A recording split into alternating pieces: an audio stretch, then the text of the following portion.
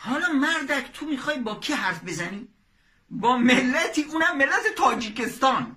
ملت تاجیکستان یک ملتی هست که من از همینجا بوسه میزنم بر دست تک تک تاجیک و من میگم که محبت تاجیکان باید جزی از ایمان ما باشه، چون که این ملت بچه های کی هن؟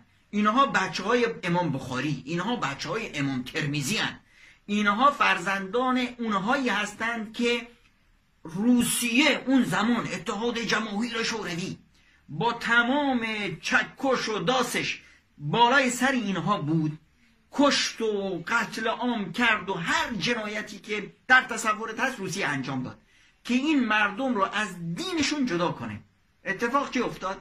اینها بیشتر به دینتون پایبند شدن. وقتی که ما در کشورهای فارسی زبانیمون تعداد حافظای قرآنیمون دست انگشت شمار بود، تعداد حافظای قرآنی کریمی که تو چاه‌ها، تو زیرزمینی ها در تاجیکستان قرآن حفظ میکردن از همه سرزمین فارس بیشتر.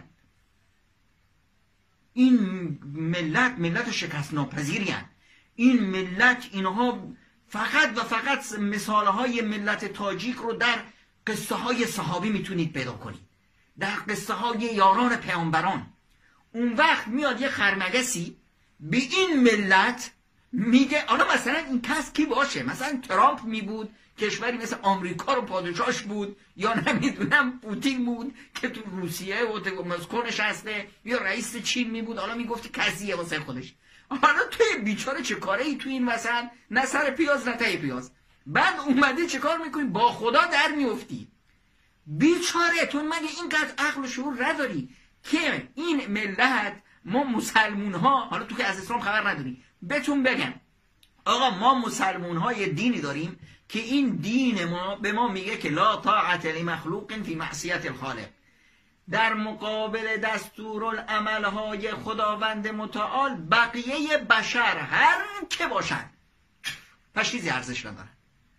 حالا تو کی باشی که ما دستور خدا رو، رکن اسلام رو، روزه رو رها بکنیم به خاطر اینی که یک آدم احمق نفهم نادان اومده گفته که آقا نباید روزه بگیرید. 4 تا بزغاله بی عقل هم پشت سرش مثلا جیره‌خواراش همون حرف رو تکرار میکنن که چی؟ عالی جناب گفت.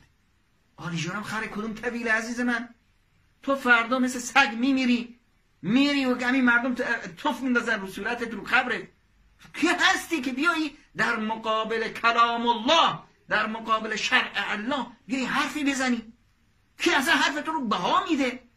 در مسائل عمومی اقتصادی و سیاسی مردم با تو دعوا دارن که تو اصلا چی کاره هستی؟ اصلا نمیفهمی کشور دو وجبی رو اداره بکنی.